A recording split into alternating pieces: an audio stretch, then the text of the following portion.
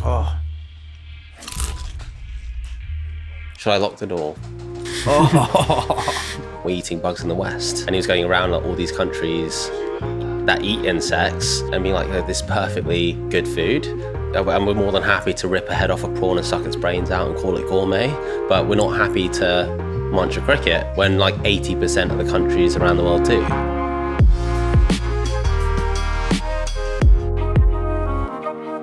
Hello there, people and listeners of the Hungry Podcast. So I'm absolutely thrilled and excited to welcome Leo Taylor onto the podcast. Leo is the co-founder of YUMBUG, which are a challenger kind of alternative meat / cricket brand who are trying to take bugs mainstream. We're currently sat in his wonderful restaurant in Finchley. Finsbury Park. Sorry, there we go. It's been a long day. Close enough. Finsbury Park, we'll get that right. So actually, people do north of the river. Yeah, north of the river, mate. I feel like I'm a lost man at sea right now, mate. Yeah. But yeah, look. So I've obviously Ollie Lloyd, who's been on this podcast, who I love. He's amazing. He's an investor in you guys. He put me on to you guys. I really wanted to talk to you. I think anyone who's doing something bold and brave, where there's a lot of naysayers, tick. Really want to speak to someone who's doing that. I think for me, I remember back in 2016 at my first trade show, crickets are not a new thing. Like there are people trying to flog cricket bars as healthy bars. 100%. I think the way, and it kind of fell on deaf ears in the UK, I think the way you guys have stolen the cues and the semiotics and authority off chefs who have that authority, the menu you've created, you know, if you took out the bugs, very much looks like a, something you'd get in Jolene down the road, for example. And I think that's really interesting. And mate, yeah, I'm just excited to kind of to chat to you. Thanks for having me. Oh, absolutely. Thanks for having me on. What's a bit of a full circle event for us is we listen to Hungry Podcast, so actually being on it is sort of a bit meta right now, but it's all good. What do people mean when they say meta? Just like you're almost like looking down on.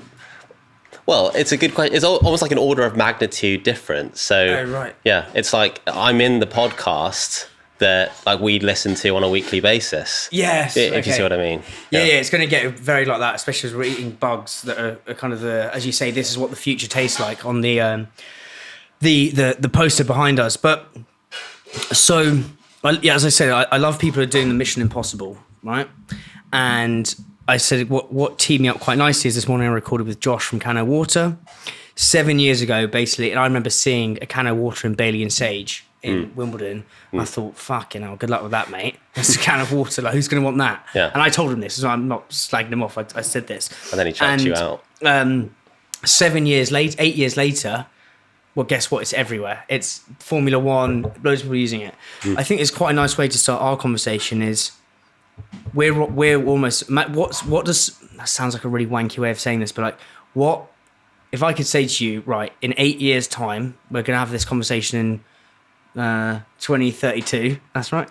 Jeez, yeah, that's scary. Yeah, 2032, and you've done a lot of the job you set out to achieve. What would that look like for you? Bugs are mainstream would be the answer. And that's the mission. That's the goal for us, is how do we take this stuff and get it everywhere? We want to see bugs wherever you can buy meat, whether that's in supermarkets, whether that's in mainstream restaurant chains, wherever there's a touch point and you're like, I'm hungry and I want some food. We want insects to be an option. And that's sort of what we're laser focused on, is how can we, change perceptions to get this stuff mainstream. And what has been the biggest mental block in terms of consumer perceptions, not just with specifically YUMBUG, but as I say, this bug thing's been going since 2016. What have been those blocks that you think you're going to have to batter down with this restaurant to like overcome them? Yeah, well, it's all perception, I think, right now. That's the big barrier, is how we're going to convince people that this is just delicious, tasty food. We've got something that we call our theory for stages to becoming a bugatarian. Right. It's a whole mouthful. But really all it describes is how do you get someone from being like actively against insects, a bit squeamish, have no idea about the benefits, all the way through to someone who's like, actually, I'm going to have crickets for tea. Crickets for tea. Crickets for tea. Crickets for tea. I reckon getting up north is going to be the hardest place to go. Do you know what I mean? 100%, yeah. Crickets for tea, mate. Crickets for tea. Yeah, I love that. Yeah, definitely tea and crickets. I'll have it on my crumpets. Yeah. But I remember once I went up to, I was doing a sampling session for Manny Life up in Booths. Right, yeah. The guy was like, what, peanut butter apple? You're fucking crazy. Yeah, I was like, I know. Yeah, but it is that perception. Yeah. Yeah, so how do you take that guy and make them a bug fan? Yeah. And obviously it doesn't start with this person, because, people who are actively against it right now are just exponentially harder work. So we're starting with the people who are most likely to be into insects. But really what this stage is to becoming a buggetarian describes is, first step is education.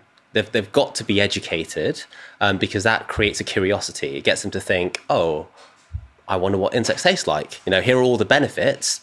Sounds interesting. I wonder what they taste like. And that's really important to priming them for when they get the access, they get the opportunity to be like, I've heard about this, I want to give it a go.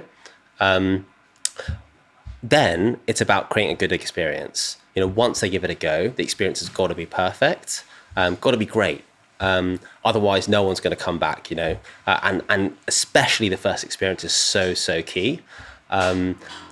If we can do that, if we can do these like 4 steps, then you get someone who's thinking this is just gorgeous food, and I'm more than happy to have a chili con cricket or whatever for dinner. And that's what we're trying to do. So everything that we're focused on right now is either educating people or creating a good first experience. And one leads to the other. So education, creating good experience. So that's almost like step 1 on the adoption curve, right? That's step 1, step 2. That's right. And then let's say, the original question was in 8 years. So you're relentlessly focusing on that now to get kind of the early adopters on board, or the neophytes, whatever. Maybe I've said that wrong. No, early adopters is how we talk about it. Yeah. I'm just trying to be clever. And then as you go up, or is it just those 2 things? What step 3, step 4? I don't know. We're a long way off, but if you're trying to be prudent and I know Ollie's very good at these long-term kind of plans. He sees these things. Yeah. So how are we going to get into supermarkets? So that's the end. That's the end goal. It starts, as I say, with these good first experiences, and building our own restaurant is sort of the most control almost you can get in creating that first experience. But we're now partnering with other restaurants, so selling our crickets into Oaxaca, and several other restaurant chains that we're talking to create that experience there. So we're starting to scale it, and that creates another level of awareness, right? Because you could reach more people than you can in a Finsbury Park single sort of YUMBUG restaurant.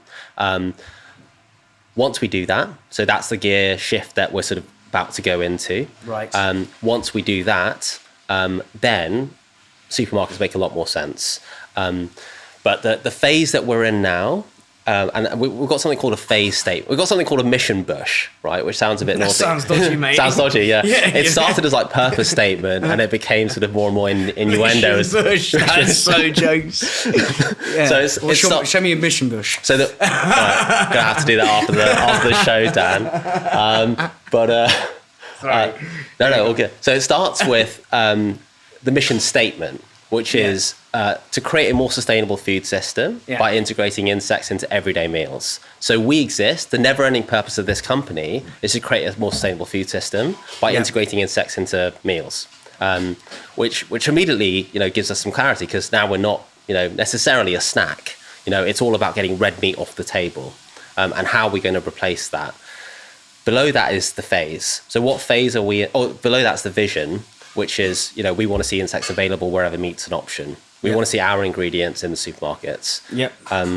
How do we get there? So that's the phase part. The phase that we're in now is to prime the market for retail by educating and creating great first experiences. Because retail is the hardest thing to not just win a listing, but how do you stay listed? Because if you don't have that repeat purchase, you're delisted in a second. And you're saying insects have been around for ages. Yes, they have. Over 10 years, but they get delisted in a second. Why? Because no one knows about it. Like no one's had these good first experiences. The education isn't out there.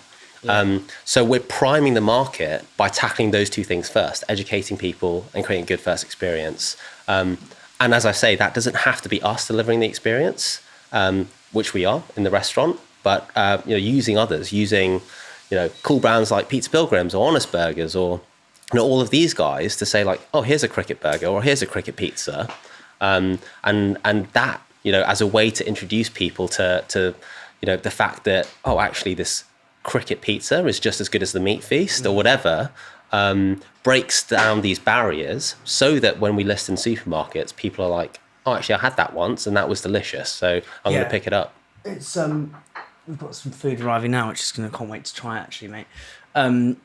But I think it's the leveraging of, I think I can't remember who told me this, someone was saying it's the power of leveraging brand partnerships. Shall I grab those or? Go for it. Yeah? Yeah. I'm just, did you want a hand? Are you good? Yeah, I'll grab those.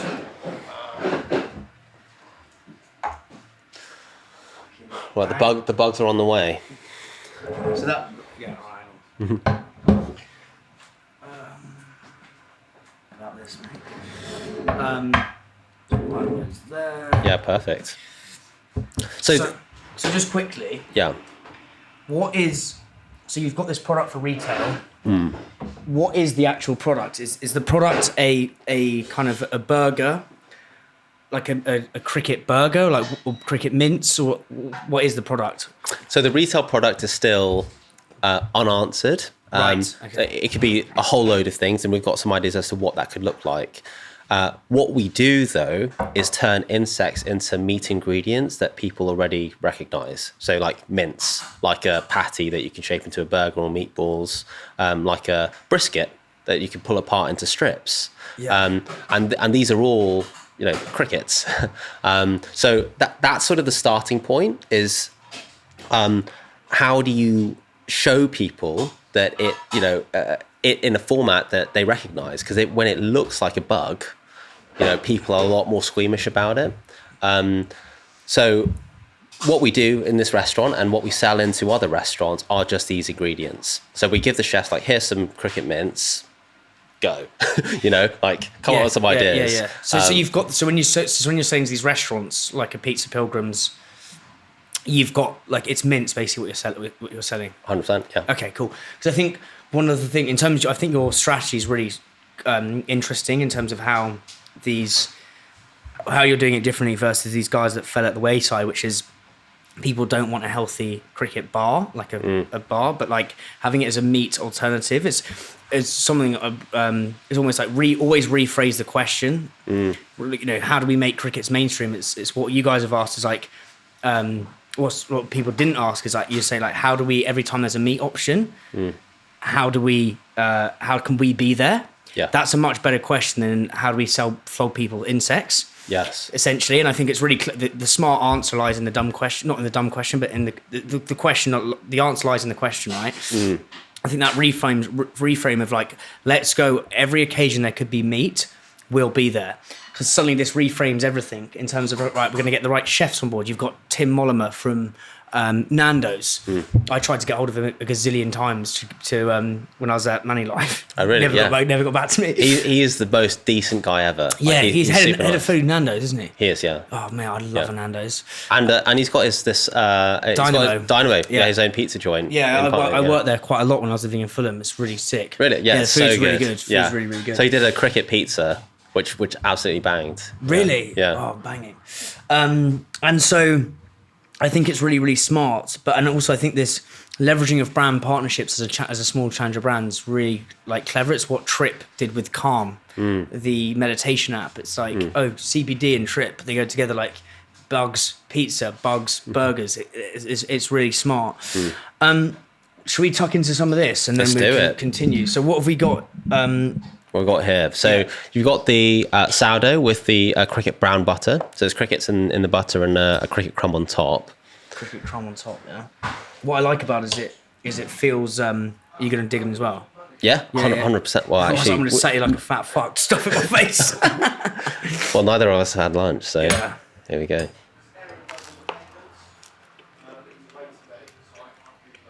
Don't worry, but we'll take the noise out. That's delicious. It can be like half an hour for ASMR. We'll save it for afterwards. Yeah. Your cricket mixed into the butter. So a whole roast of crickets, and the whole roast of crickets crumbed on top. So good. Where's your bread from? It's a good question. Last week it was Gales, because that's just down the road. But yeah, I suppose I don't know. Fair enough. Shall we go on this one? Yeah, so you got the cricket kebab. It's cricket kebab, yeah? So this is what you're selling to the I'll just cut that in half. So yeah, it's a YUMBUG patty. Again, you can shape it however you like. You can do a kofta meat, or you could do meatballs, burger, that kind of thing. Wait for try that, because this is like the full cricket experience, right? It is, yeah. So 50% more protein than beef, for 15 times less carbon. That's unreal. Sick. Oh yeah, I'm going to take I can't tell the like generally. It's a messy one, this. I'm going to cut all this noise out. Is that right? Chefs know what they're doing. Yeah. Is this your first cricket? This your first time? Well, what an honour, Dan. I mean, that just tastes like meat, but it's not full of shit like one of those vegan meat brands, you know what I mean? Yeah. Well, that's a big part of the opportunity here is, as you say, this is cricket. So it's 3 ingredients. It's crickets, whole wheat flour, and salt. So that's a cricket mince. That's crazy, mate. That's fucking crazy. Tastes like mince, mate. And I think something that people are surprised by is like, we don't have to do too much to it because crickets are meat. So we're literally, for the mince, just mincing it down, roasting it with some whole wheat flour and salt if you season it, and that's it. So like as you say, the processing is like negligible. It's almost like as much as you would do to beef mince. You're just mincing the beef mince down. That's so banging. I'm going to one more go and then let's get crack on. Yeah, there's more coming out, isn't there? Well, because otherwise I'm just going to stuff my face. But we'll go back to that because that's fucking banging. So, were you a bit nervous about trying crickets? No, not really. Yeah, some of the food in Colombia was probably... Oh, right, I was thinking that's some of the sausages over there. I was thinking, well, what is that about? You know what I mean? What was the worst one? There was once we were like quite hungover on a beach, and we got to this typical middle class moron going to Colombia. So basically, I just thought they'd take take card everywhere. So I got to this beach, and I'm really hungover, and it's like a long journey to get to this beach, and I couldn't. They didn't take it. They wouldn't take cards, so they only had cash. And I was so hungover, I was expecting to like drink loads of water. No, not drink loads of water, just like be able to buy some water and refreshments. Right. So I was parched on this beach. I mean, it's not that bad, but I felt like something out of that film with Leonardo DiCaprio, The Beach. Yeah, you know yeah, what I mean? yeah. I was like, man, I'm so thirsty right now. Jesus. And they bought this fish. The only thing, like, you paid for this meal, and it was this fish, and the coconut rice is just fucking rank, and like a little tepid salad. But I remember eating that, and I didn't have any water to wash it down. What? Crazy. But when I got back to the hotel, I had like, I think I went to the, like, not corner shop. They don't have corner shops over there, but like the little supermarket. I got like a whole bevy of beverages. Nice. Like Gatorade, Coke Zero, full shebang. It was delicious. But no, that is really, really good. So what you're saying is, so you turn it into this. It's basically mince. That tastes. I can't tell the difference between that and mince. Genuinely. Wicked. What I'd like to go back into, and we're going to go into this where we're at now, which is the chef route, partnering with these chefs. I think that's really smart. They have, in terms of like influence, a la Robert Cialdini. Ever read that book? Really good. No. He has like 6 rules of influence. He has social proof, which is you get more people in here eating it. Social proof. Authority, people with authorities. That's why people love influencers. So chefs, that suddenly gives you way more authority than some health person. Yeah. Consistency. I can't remember some of the others, but I think those 3 things are really interesting. But let's go back to like right to the beginning, you said you were cooking bugs on the weekend. Like, where did this curiosity for bugs come from? Like, what's the why in your soul? The why in my soul? Oh gosh. That's a boy. So I mean, I went off. Actually, before I was just about to talk about uni, but before that, so about 2012, 2013, the UN started talking about insects, and they came out with a report in 2013 that is the most downloaded report in UN history, and a whole bunch of documentaries sort of fell out of that. The BBC did one with Stefan Gates, and I watched that documentary, and Stefan was asking like, why aren't we eating bugs in the West?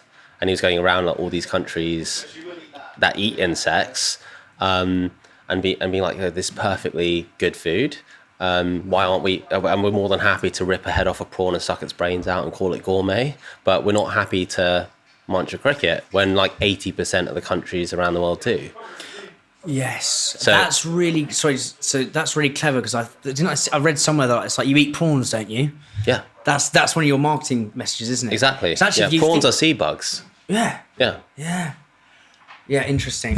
So much so that they're related. So if you're allergic to, or rather, they share common ancestry. So if you're allergic to shellfish or prawns, you'd also be allergic to crickets. That's crazy. Yeah. So this report comes out. How old are you at this point in 2013? So like 18. 18. Yeah. So you read this thing. What were some of the one or two shocking things about this that you read? And Well, part of it, and sort of going even further back. So I grew up all over Southeast Asia. My mum's Thai. Lived in Cambodia, lived in Thailand, China. Born in Sri Lanka. Lived in a couple of countries in Africa as well. So growing up, it was just the thing that you'd see in the market. It's just the thing that people did. But I had no idea about the potential of this food, of this ingredient that was just being completely overlooked. For no good reason, other than it was just culture. And I think because I've, as a kid moved around so much, just built this fascination up around culture as a truth. So what I mean by that is... Culture as a truth, that's beautiful. Tell me more about that. So, and I think food is a really good example. And I'll tell a story of my flatmate, like even a couple of weeks ago, I'd like fry an egg and like stick it on rice. And they'll be like, you fucking what? Like, you don't put fried egg on rice. But if you go to like any country in Southeast Asia, it's classic, right? People have like almost like fixed truths about what is right and what isn't right. Like, oh, you can't pair this wine with this cheese. It's just not, you just can't do it. But you go to another country and they'll do it. And that is like the thing to do. So I think as a kid, I was just fascinated going from school to school and seeing all of these traditions and cultures. What were some of the things that, like, if you could compare country to country, that were like the stark kind of... Because say culture is truth. Yeah. What are two truths from different cultures that you were like, that made that that stark reality real? Does that make sense? Yeah, totally. Well, I think food was often a big one. But if I were to go sort of one level in, and I don't know if it's a culture as truth thing, but it's just the way people did things. So growing up in Southeast Asia, I'm in international schools surrounded by Americans. So it's a very Americanized environment and it's all very open and questioning. But then I get plonked into school in the UK and I start, and I'm the same, I'm a bit more American, and asking tons of questions, and people didn't really like that. It's like you don't really sort of put your head above the parapet or like scratch too hard or ask too many questions. So that was maybe one of the more major ones, and actually I only realised that probably sort of towards the end of secondary school and at uni when I'd ask loads of questions and people like, no, you like just don't push people. It's interesting because I think that one of the reasons America is it's their greatest strength and their greatest weakness. I really believe your greatest strength is simultaneously your greatest weakness. Yeah. Their greatest strength is that they're so curious, and that curiosity leads to Silicon Valley, leads to Apple, leads to I know he's not American, but like Elon Musk, it leads to creativity. Yeah. Curiosity is the birthplace of creativity. The negative side of that is fucking paranoia. They're so paranoid. Yes. Like when you're questioning everything positively, it's curiosity. When you're questioning everything negatively, it's paranoia. Like paranoia about the politics, paranoia about. I'm not going to get into politics because I'm here to eat bugs. Do you know what I mean? But it's fascinating that, and then you come to the UK and it's like you see that stark difference. What were some of the countries that really kind of? I just think it's fascinating that you've lived in so many different countries. What are some of those countries that you're like, you've taken lessons from that you kind of still live by? Because the reason I'm saying this, right, because on linking this to YUMBUG, is you've most people have looked at this problem like this, and I'm straightforwardly. Yeah. You've basically said you're asking loads of questions. You've had inherently, because you've moved around to so many different countries, you've had different experiences. If we go on a really deep level here, you've looked at this bug problem like that with the chefs, with the restaurant, every other. This is not a new thing. With doing a partnership with Pizza Pilgrims or whatever. But like, if we're going to go back, what are some of these countries that kind of made you change the way you see the world? It's really hard to pinpoint a moment. Sure. And I don't know if the answer is a particular country. I mean, the way I look at it is the experience as a whole. Right. You know, having gone through all of these, through all of these different countries, has created a sense in me that, back to like culture as a truth, that there isn't a single way to do things. And, oftentimes, and Tim Ferriss talks about this, we were talking about Tim Ferriss earlier, but, people often say like, you can't do it this way, or it has to be done this way. And, all you need to look for are the cases in which, is there one case in which it was done that way? Or is there one case in which, it just breaks the mold? And because then it stops becoming an absolute truth, right? And I think just as a whole experience going to these different countries, that was just constantly happening. So, that was obviously very helpful. Absolute truth. So we've talked about like asking a different question can sometimes get you to the absolute truth. Yeah. So as I think with this is it's like instead of saying how do we get people to buy insects or as healthy, see insects as healthy, it's like how can we be there every time there's a meat option? Different question. Yes. And that I think is going to get to the truth where others have potentially failed, because I think this is what this all espouses. And also the truth that this is just food. People get riled up, to their eyeballs, the fact that, you're presenting a cricket in front of them as food, because to them, that's a challenge on what is reality to them. Reality to them is beans on toast or whatever, pizza, a margarita pizza, fish and chips. Like that is what food is. And as soon as you say, no, this is food, it's like, fucking hell, like, fuck you, like they get so angry about it because you're challenging their underlying assumptions of what is and what isn't. And they're not thinking about that at the time, but I think that's why there's such an emotional reaction in the extreme. And obviously we're not targeting these guys. There is a way to chat to them and like to calm them down a bit and just be friendly, right? Which is a lot of customer service, but I think just having this understanding that things are done differently elsewhere. Not everyone eats beans on toast for dinner.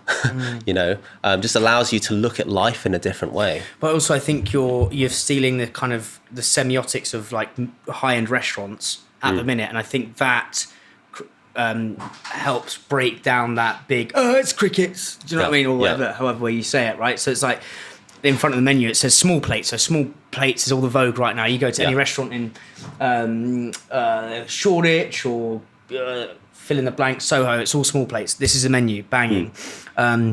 It seems like I'm at a trend. I'm not saying this is a trendy restaurant, but like, even the word trendy, that's naff. I feel like my granddad's saying that. It's a very trendy, mate. But you know, so we got here roasted garlic sourdough, sherry and cricket, noisette. I can never pronounce things. Noisette. Yeah. Hummus with spiced mint, smoked almond, dukkha, and trevido. I would get that in caravan restaurants. You know, caravan. A lot of these things are onion bhajis, wild garlic, and Kint sauce. Pulled cricket tacos. Like tacos are all the rage right now. So I think what's really clever is, yes, you've got these people who are like but you're slowly bringing them in, saying this is. You know what a good restaurant is. Totally. You know what this is, and I think this is the best thing I've seen, because everyone puts on their menu, the sausages are from Suffolk, from Greg in Suffolk. Maybe not Greg in Suffolk, but they say from Suffolk. And because I think the way you bring humour into this is amazing. Thank you. Made from Cambridgeshire Farm crickets. Like, the provenance of the crickets is absolute genius. I think it's so smart. Thank you. What was the thinking behind this? Like, take me back a few steps, because this is menu now. We've got the restaurant open. Like, what was the thinking behind it? We've got some more dishes here. Oh, yeah. So you got the bhajis. Maybe we tuck into those, because they're going to be hot. Yeah, absolutely, boy. To make sure I don't... Thanks, Ollie. Do you want to keep going on those? I will probably eat those afterwards, yeah. Yes. All right, thank you. So you got the So this is the pulled cricket taco. Right. Pulled pork, I love it. Oh, sorry. A little Freudian slip. Well, there you go. Yeah. That says a lot, isn't it? If I think it's a pulled cricket. So this is a cricket brisket that we sort of pull apart. So you get these meaty chunks. Yeah. And then this is a onion bhaji with cricket mince inside. Sick. We'll go with the taco. Which one's the dipping sauce? I don't think there is one. So this, I mean, you're welcome to use this, but that one's for the bhaji. Yeah. That's banging. Would you know that it wasn't crickets? I thought it was crickets. No. Go for this bhaji. I love bhajis. Like, just in general. Onion bhaji is so good. So good. That's serious gear, mate. Oh. I think the bhaji's bang. What were we talking about? I've completely forgotten. Take us a few steps back. How do we get to the menu? Yeah. How do we get to this? Everything that we've been sort of talking about, like these people get riled up, aren't the people walking in. The people who are walking in are like curious. So it's important to say that these early adopters are already on this journey to becoming a bugetarian. They're not at like step one. They might have been educated somewhere else, or maybe like a mate's told them about it, or they've read an article or seen a video or something. But what we're trying to do here is, as I say, just show people that insects are just food.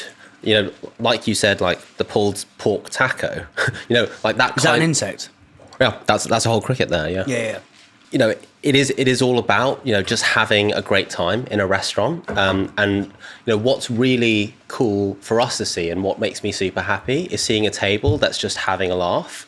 Ordering some drinks. They're not even like introspecting it, like inspecting it, sorry. They're not going in and being like, oh, and like doing a Hakuna Matata, like dangling a piece of cricket in front of their mouth. They're just having dinner. And this is what the future tastes like. This is what the future looks like. The future looks like people sitting across a table, ordering a plate of cricket tacos and just having fun. And this is what we're trying to do here. Yeah. So I totally get that, and I know James Watt was the guy who told you to do a restaurant. But what I want to go back to is, because from what I've read online, is it was quite a squirrely route. So you were making it in your kit. Like, people always want to know like that. I know you're still early days, but there's always that testing and iterating. But didn't you try to go into retail? I mean, so I've seen videos on YouTube of you cooking up like a cricket thing in 2019. Yeah. So we start with content. So the story in a nutshell, well, maybe not too much of a nutshell, but we started creating content because Aaron and I were experimenting with insects in our free time. So we converted my mum and dad's garage into like a insect cooking space, which is shocking because there wasn't a sink. But was this just for fun to begin with? Just fun, yeah. Because we were intrigued. I was coming out of architecture. That's my background. Aaron's background is in insect science and entomology. And so he was cooking bugs already, because he's entomology, insect science. He was always around insects. So he was turning them into burgers and sausages and that sort of thing. Posting about it on Instagram, and we met up through bugs. It was like, oh, like I'm interested. Can I like come and try some of the stuff? And we got together, started cooking with them for fun. And we're like, okay, let's get a camera out and like video this because maybe it's interesting. Started posting it online. So this was early 2018 was when we first met up. And for the next sort of couple of years, it was just, every other evening and weekend or whatever, we would be at my mum's garage and just cooking this stuff. He was in Norwich at the time. I was in London. So it was like a midpoint, She's in Cambridge. Until lockdown. So it was literally just a hobby until lockdown. So what sort of stuff were you cooking? Like, what was the craziest stuff you tried to make? Craziest? Not craziest, just like some stuff. Well, I would say like the craziest bugs. I mean, we ate all sorts of things. Like we were properly, going in. So we would get like centipedes from Thailand, June beetles that taste rank. They taste super fish mealy. Oh, fuck. Yeah, it just wasn't good. And these were all like dried insects. So we were just like having them out of the bag, like unseasoned, just like raw, dry but raw. And we were like, fuck, this is disgusting. But we had, and we have still, a cricket farmer just down the road from my parents' house. So we used to, and then we got some of his stuff and we were cooking with it and it tasted great. This guy's just got a cricket farm randomly. Cricket farm, yeah. 60 acres of space. Why does he have that? So he sells to pet owners. So people have like reptiles or fish or something that need to be fed, like crickets or grasshoppers. So we used to come in, like pick up the frozen crickets, take them back to the garage, which is just down the road. He used to drive us actually from the farm to the garage. And we're like, right, what are we making today? We're going to do like a burrito, or we're going to do like some pasta or something, or a Buddha bowl. And we just have some fun with it. Yeah, that's banging. So how would you'd get the crickets and how would you turn them into, what I'm trying to work out is how you'd turn them into to meat. Yeah. So like initially, like how many iterations did it take? Like we would 100% whole crickets. 100% of our dishes started with the whole insect. Right. So we did like falafels and things, but that would be blitzed down. It was never like the meat you see here. Right. What that took was, so in lockdown, we're like, right, we've got a bit more time. We were both, obviously everyone was home. So, we just had a bit more time on our hands. Like, why don't we sell this? Every man and his dog has a recipe box going. Why don't we do like a bug box? So that was the inception. That was like the first time we sold crickets to anyone. Also because people on the content were like, oh, well, like, where can I get this? And like, it was clearly not very thought through because we were doing all these recipe videos and no one could buy insects anywhere. Like it was just like unheard of. But people were like, oh yeah, I would love to make this. Like how? And they're like, okay, well, we'll package these recipes up into a box. So we ordered a bunch of like boxes off Amazon, just threw packets of crickets together, like sealing them in my bedroom.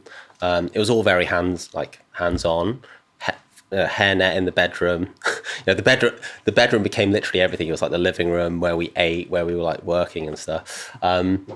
Obviously, so where we slept. But so we sold maybe like just over 1,000 meals in lockdown, and like very little money, right? Because we just had no money, and that was enough to tell a story to investors. So we did our first round in 2021. Like, look, people are liking the bugs. And at this point, it wasn't the meat alternative. Whole crickets. Crickets. Hiya. How's it going? Do you need a signature? No, it's all right. It's all right. Yeah. It's all right. Oh, I spelt my name wrong, but I'm sure that's fine. It's all right. Yeah. Just quick squiggle in the box. There you go. Cheers, bud. Definitely looks like you. Thanks, mate. Cheers. Thank you. Okay, yeah. So you have this proof of concept. You get almost that 1,000 true fans we were talking about earlier. Not necessarily true fans, but you have this story to tell to investors. Yes. What is the story you tell them? Because I think it's easy raising money for. Well, there's no such thing as easy raising money. It's not a thing, but it's slightly easier if the concept's proven or there's a trodden path, i.e. chocolate. Like Yeah. you can mark that against Green and Blacks, or a drink you can benchmark against a beer brand you can benchmark against Camden Town Brewery. Like bugs in a slimy bedroom in Cambridge, if I mean in London, in a seedy way, pardon the pun. Yeah. Oh, no, not seedy, that's the wrong thing. What is the story you're telling to investors? That this is going to be huge, and this can be huge. And I mean, get loads of early stage earlier than us startup founders asking like, how do you raise money? Essentially, that first raise is, and some degree still is, like, this is going to be a massive category. We want this to be like, taking massive market share from meat, right? And that's a massive market. If we become the next Beyond Meat, or the next This Isn't Chicken, or the next Corn, which is the opportunity, then we're all doing really well. Then it's about convincing them that you're the team to do it. So those are the two things that we were playing on. So just because this will help a lot of people listening to this. So showing them the opportunity. Yeah. Showing them that you're the team to do it. How did you demonstrate that? Well, other than like just being yourself, right? Like, yeah, and actually, like a lot of it was just getting in front of investors and telling a good story and showing up, as if you meant business. Like every touch point mattered, and almost treat an investor like a customer if you're trying to raise money. What are some of those touch points that you think got you big clients? Sorry, not big clients, big investors. Maybe as an example. How are you writing an email? How would you do that? Well, several ways, and it depends on who you're going after and how. But I want to say two things that are completely the opposite, but they both fine. work. Yeah. Don't spray and pray. Like targeted email. Really love what you're doing, and this is all classic stuff, right? If you're trying to sell anything to anyone, it's got to be bespoke. It's got to make sense. You got to know why it makes sense. So you got to know what the victory speech is for them. Like, how are they going to their sort of investment committee and pitching you, just having that in the back of your mind, like this relationship makes sense and this is why. Just allows you to craft an email. I would say don't be too wordy. So our emails were really short. It might have been like 3 sentences sometimes, especially. So this is the flip side. Where we did spray and pray, we used a thing called linked helper, which is just automating LinkedIn messages. So you can scrape LinkedIn for anyone with like investor or VC or sustainability, in their name. It pulls together a list of people, and our message was just super short. It was, hey, brackets, first name. We're an edible insect startup looking to raise X amount. This space is projected. So then the opportunity. This space is projected to grow 16x this decade. 16x growth, like massive. And we are on a mission to take bugs mainstream. So it's just setting that you get them thinking immediately about the opportunity. So it's fascinating. So a couple of things on that is think about their victory speech. And I think this is true with retail buyers as well. So someone, I think it was Lucy from Nice Wine, she said, I think it can be so easy to think about what you want as a founder. Think about how do we make our buyer famous? Yeah. So how do we make our buyer, when they're doing the Tesco awards, oh, this is the buyer who brought in YUMBUG. This is the buyer who brought in Nice Wines. This is the buyer who brought in kombucha. How do you make them famous? I think that's really valuable. I like the whole spray and pray thing is interesting. It sounds like something dodgy, but completely... It works. And like, obviously as a founder, you've got no time. Yeah. So I would say the best ROI was linked helper, standardized message. That works. And the mission. That's the other yeah. thing. Amelia from Bold Bean Co., who's also raised a lot of money, she would just, to get buyers and to get investors, she would just say, this is our mission. Mission is the bridge between is kind of like the umbilical cord between you and the investors. It's the language you both understand. They've obviously had a mission if they've sold. You've got a mission. It's like, if you can put the word mission, and like, who doesn't want to hear about a mission? It's often a sentence. Totally. Often it's a mission bush. Well, not quite the mission bush. Yeah. Because then there'll be like a 1,000-word essay. Yes, sure.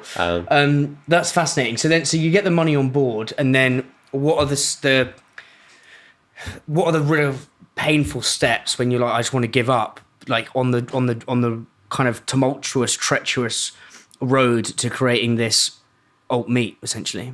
Because I think so far it's been all like up and up, and like now I've got this restaurant in Finchley and Pizza Park. Pilgrim. Like, what are the real dark days where it's just been like, oh, why am I fucking doing this? To be honest, fundraising is like, I think, the toughest, because I mean, the very need to go out to fundraise says that you haven't got cash flow, right? So when you're going out to fundraise, you know, you're the boat's sinking. Do you know what I mean? So I think any time having to do a fundraise is never fun, particularly because you're not focused on the business. You are, but you're not. You know, you're not focused on creating value for customers. You're not focused on finding product market fit.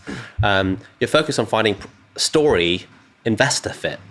You know, and I think those for me are the hardest periods, because it feels like stagnate. It feels more stagnant than, you know, when I can pull my time and put it into creating really great food for people, educating people, or creating great first experiences. Because that's where I think I need to be spending my time on like podcasts like this, like educating people.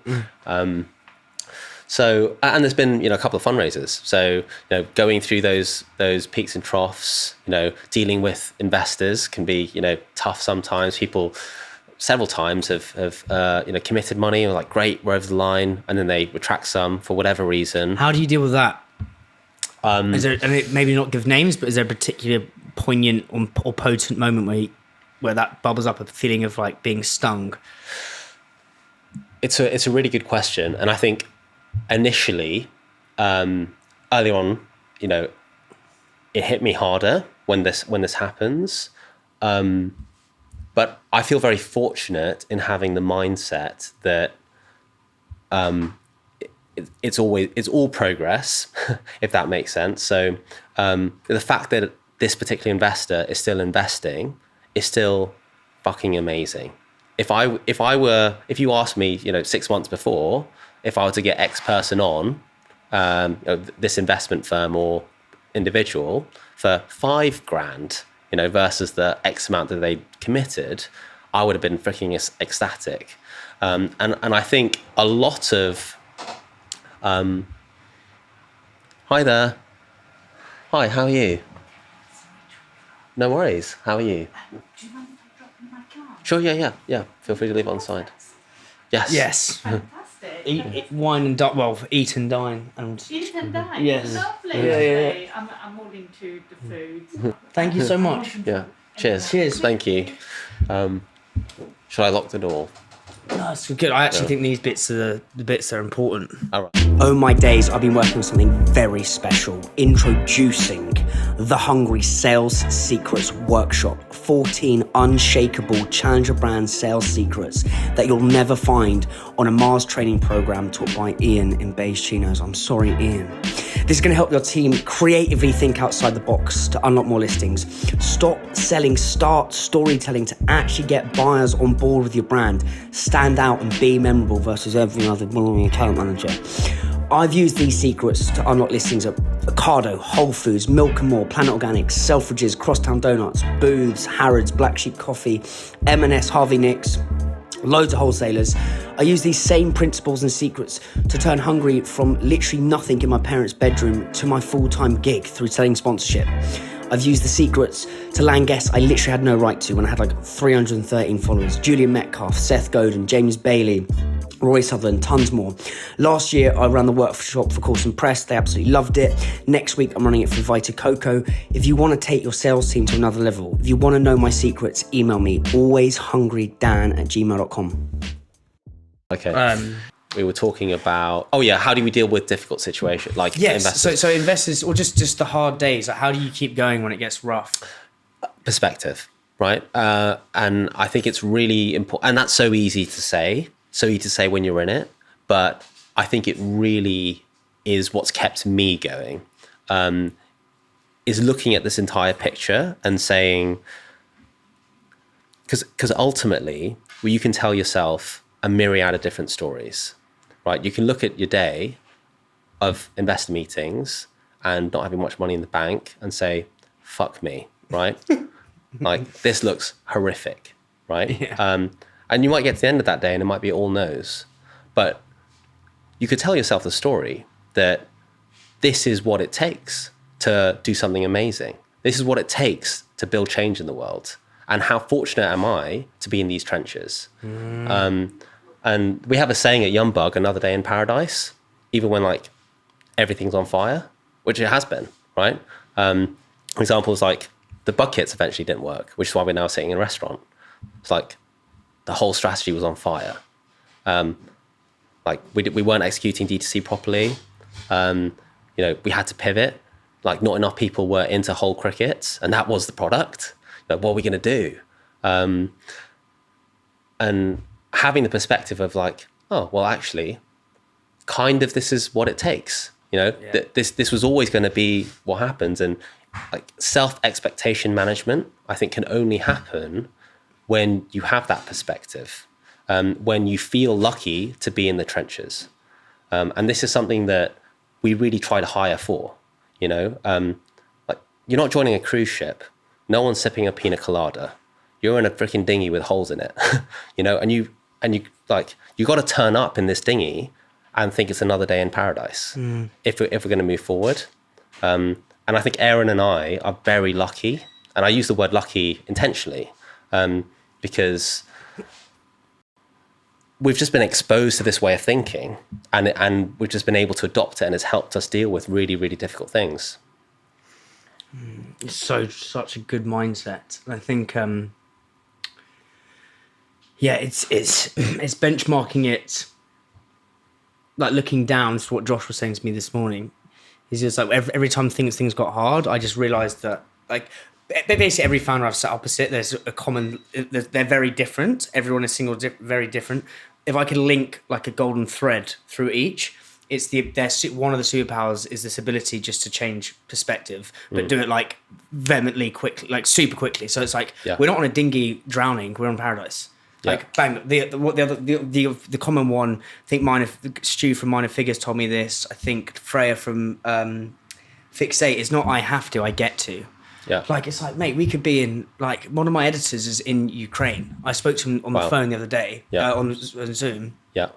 And I came back from Costa Rica and I was complaining about it being a bit grey outside. Yeah. It's like, you fucking idiot. Like, I'm speaking to this guy, his dad's got an AK-47, hasn't seen him in 6 months, gone to the front line. He can't leave the country. It's like, we've got it so easy. Like, and that, but the thing is, I'm very like, oh my God, it's so, Wayne was making me sad. Well, I wasn't speaking like that, but like, you know what I mean? I think it's so valuable. There's and just to quickly touch on where I think this comes from. There's a story that I love to tell on this, and all of this I think touches on emotional agility. If you've heard of that as a concept. No, what's that?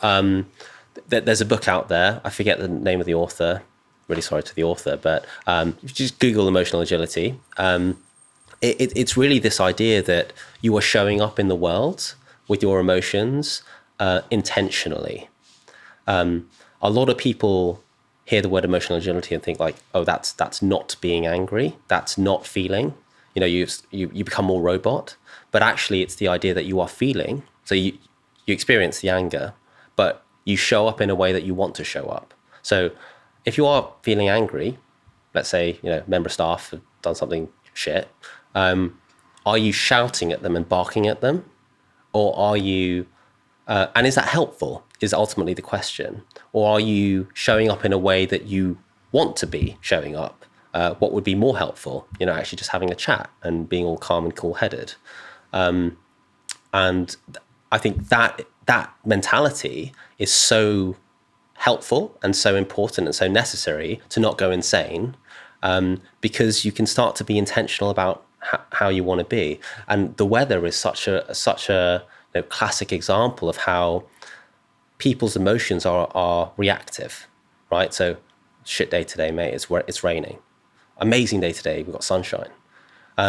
Like, why can't you have the most amazing day and it be raining? How do you detach sort of things that are happening to you from actually how you feel, and therefore how you show up in the world, and which obviously affects how able you are to get things done. So all of these things have been, super. Is there an example impactful. or like maybe a poignant moment when you have had to turn on that emotional agility? Because I think emotional agility is the answer to emotional fragility, right? Where like you can be so emotionally fragile, like as you say, to the weather, to things going wrong. Like, is there an example where you've? Because I get it in principle, but like if I'm fucking angry, I'm fucking angry. Yeah. Do you know what I'm trying to get? So it's like, how do you? Yeah. I'm not saying it's airy fairy. I'm not saying that at all. But I'm saying it could be kind of like, oh my god, So is there any specific example of how you've been malleable with your mind? Yeah. No, totally get the question. All the time when there's a disagreement, right, around something, you're trying to get your point across. I think what it really speaks to is the practice of understanding what you want. It comes down to being clear about what your goals are, because when you are angry and experiencing anger, you might be, doing something that you don't intend to do. Really, if you thought about it, actually, the way I'm showing up angry isn't helpful and is actually not the kind of person I want to be.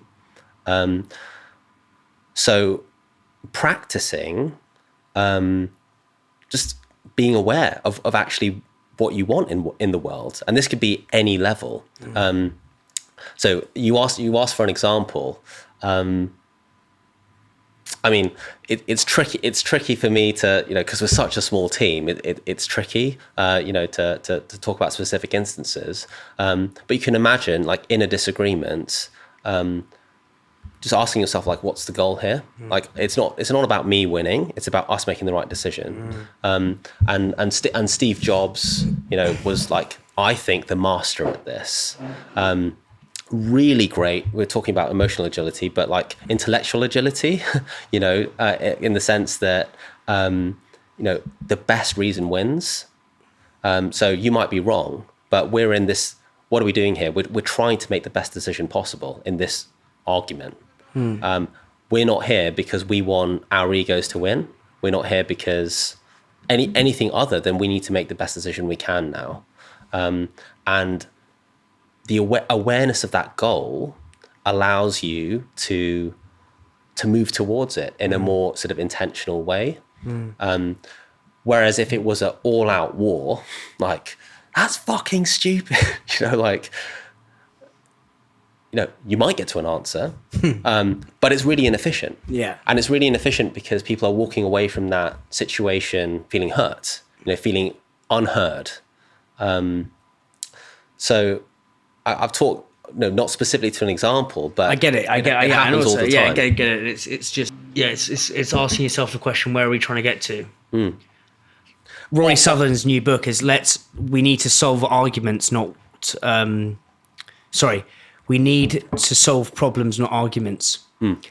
That title is just genius. Yeah, because I love it, yeah. most of what people try and do is it's like ego. I mean, I've been there myself, like in working in teams where my ego overtakes, and I like to be right. Like I'm that's just what I'm like. We all? I'm like, I'm right about everything, and I'm often I'm fucking wrong, and I have to hold my hands up. Yeah. But if I get into it's not that it's my ego's kicking in saying, no, you're wrong. And it's like, just stop that, because stop that. What problem are you trying to solve? Really interesting. I love it. And just to touch on that, I think that mindset allows you to look at a piece of criticism, a piece of feedback, a moment of being wrong, in an excited way. Rather than seeing like, fuck, I'm wrong, right? It's like, oh shit, like now I can be better. Yes. Yes. Like, this is an opportunity, and that's been really important for us as a team to cultivate, a growth mindset. Criticism is not about, I don't know if you read the book Radical Candor. in essence, of these two spectrums, these two sort of gradients, there's caring personally, so not caring about person, caring about them, and then you've got challenging them directly. You're challenging them or not challenging them. Radical candor is about caring about the person and being able to challenge them directly. But there's these three other quadrants. You've got a quadrant where you care about them, but you're not challenging them. They call that ruinous empathy. There's some like weird terms here, but that's when it's like, oh yeah, great job, like fantastic work, but it's not, right? And that's creating a problem for the organization because you're not able to improve. You're not able to make better decisions. You've got obnoxious aggression, which is where you don't care about them, and you're not giving them direct feedback, and that might be like backstabbing. You're like, so and so is like absolute shocking. You're not saying anything to them. You're just damaging their sort of image in front of other people, or backstabby things are. And then you've got and I forget the term, but where you are challenging them directly, but you don't care about them, and that would be like the Gordon Ramsay approach. You fucking idiot! That's fucking shit. You idiot sandwich. You idiot sandwich. I've seen that. Yeah. That's so jokes. Yeah. Well, it's not jokes, but it's just the idiot sandwich piece. It's funny. I would love if Gordon Ramsay calls me an idiot sandwich. Oh, you should try and get him in here, mate. Yeah. So the growth mindset, I think it's so interesting, kind of understanding the texture of your mind and how it works. To think when you're trying to kind of do something that no one's done before in a different way, you need to understand how someone's thinking about it. And if you have this, everything's an opportunity, everything's an opportunity to learn. I get to do this, I don't have to do this. So that's the mindset piece. That's almost, I always believe that's the foundation. If you get the mindset right, the rest kind of falls into, that's upstream. I always talk about upstream, downstream. Totally agree. But I think loads of people try and figure things out here. It's actually you go upstream. Yeah. So then you said you'd burnt the house down, or not burnt the house down, or fucking put a puncher in the dinghy or whatever with the original product, which was whole crickets. That happens. So you're at the bottom of the pit, and talk to me about the ideation and thinking and kind of crisis management. Like, almost imagine that's like Churchill's war bunker, right? But you're thinking, right, this has gone wrong. We've got investment. Yeah. We need to make this work. Talk to me about that couple of weeks, that epoch, if I'm sounding like a knob, but like that moment in time, right? Yeah. So we had to turn things around quickly because I think we had maybe like 5 months of runway left or something. Right. And in that time, we needed to build a credible story. And sorry to interrupt. I should have asked this first, but what actually went wrong with the bugs, the whole bugs? Oh, well, loads of things went wrong, right? First off, we have no idea what we're doing, especially then. Like, we didn't know how to hire, we didn't know how to like manage people. We literally were just selling bugs from our bedroom, and suddenly we got this investment, and we're like, right, let's plow 100K into making all of these kits. We didn't have enough traction. It was clear, like doing market stalls, that whole crickets aren't going to be mainstream right now. Eventually, but not right now. So all of these things hit us as we were burning cash, and I was like, right, we need to do something because we've got 5-6 months and we're going to hit the ground if we don't change trajectory. And it really started, and this is what everyone says, because we're a lockdown baby, we didn't get a chance to do this until like way later, but just get a market stall up, talk to people, like get rid of your laptop and stop being behind a screen. And we were used to that because, we started in lockdown. We were either, packing kits or like on the computer. But as soon as we got that market stall up, and we started to iterate. So this was week 1 after being like, actually, maybe these kits aren't the right thing. We started selling whole cricket bows. Bows, like a bow bun. Oh, I think it's like the bowels. No. Bowels of a cricket. I was thinking, Christ. Bow buns. Yeah, bow buns. Yeah, like sticky teriyaki crickets in a bow bun. This was week 1. And this was at a stall. Brick Lane Market. Cool. Bricklayer Market. What year is this? 2021. 22. Okay. Yeah. Yeah. Cool. And we were looking around, and like our store was doing like fine. Like I think we almost broke even maybe on that first week, but you look around and like every other store's like rammed, and we're like, okay, like what are the stalls that are doing exceptionally well here? The chicken nugget stall, like that had the biggest queue. So like we went back in and we're like, okay, next week, what are we going to show up with? Cricket nuggets, because the chicken nuggets were doing really well.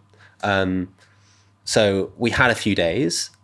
I think it was like we had the debrief. So we were live Saturday, Sunday, debrief on the Monday morning of what we're going to do that week, and we had like 3 days to develop a cricket nugget, to then start making them to go back out on the next weekend.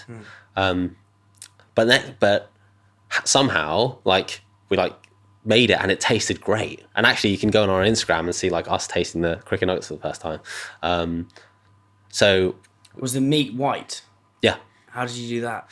it was a slightly different species of cricket, and I can't remember what the exact mixture was. It's not what it is now. We probably threw in some like binders and some other stuff in there. Can't remember what I wasn't actually the cook. Yeah, sure. Yeah. It's just out. Yeah. Yeah. So